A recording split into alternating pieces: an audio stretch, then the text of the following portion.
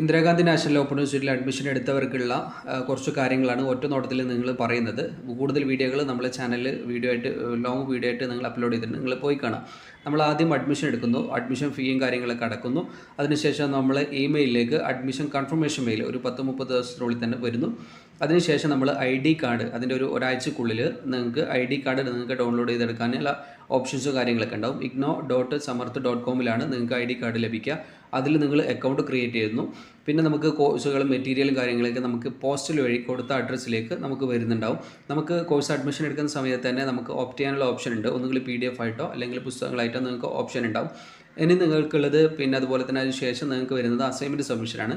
Assignment submission ചെയ്യേണ്ടത് പിന്നെ ഏകദേശം ഒരു ജനുവരിക്ക് അഡ്മിഷൻ എടുത്തവരാണെങ്കിൽ ഏകദേശം ഒരു ഒക്ടോബർ മാസത്തിലാണ് നിങ്ങൾ ഏകദേശം അസൈൻമെൻറ്റ് സമർപ്പിക്കേണ്ട ഒരു സമയം എന്ന് പറയുന്നത്.